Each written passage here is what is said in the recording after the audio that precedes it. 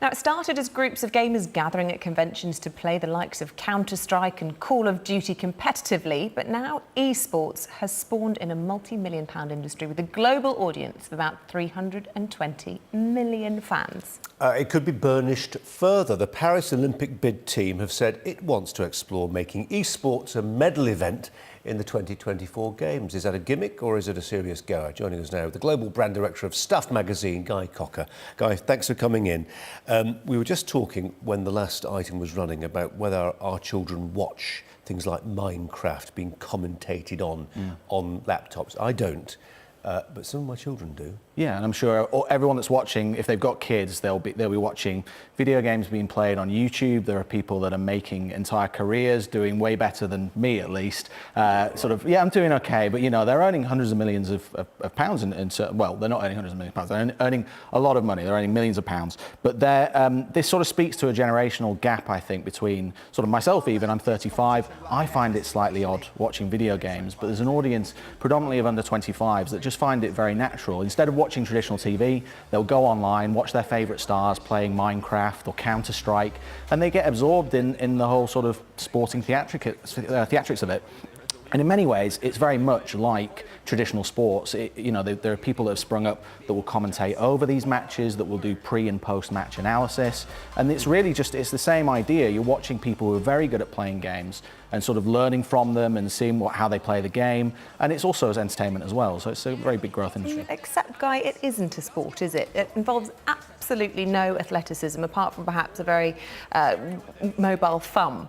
And there will be traditionalists who say, come on, this is not an Olympic sport. For sure, and you get sports like snooker and darts that aren't in the Olympics that you would say have limited... At least you're on your feet. Yes, that's true, that's true. So yeah, you're sat down playing video games, and the guys that play it are in their rooms, often as teams of people playing for 12 hours at a time. So it doesn't really speak to the athleticism that sort of the Olympics try to encourage, for sure.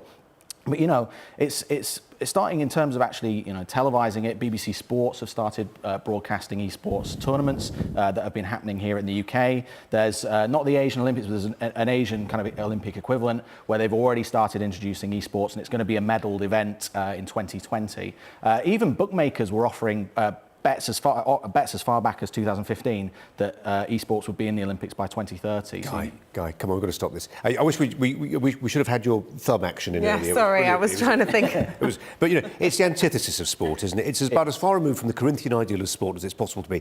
And it's actually, you know, the whole message from public health officials is get off your couch, go and do some exercise. For sure. And this will actually work in the opposite direction. Sure. We shouldn't have had you on.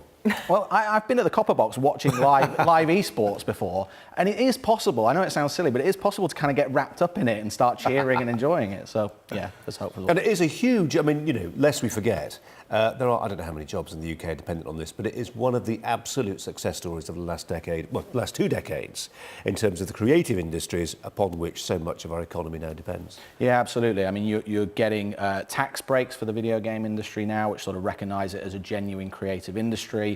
It's a huge employer here in the UK. We're actually on the forefront of video games development with games like Grand Theft Auto, the Batman Arkham series.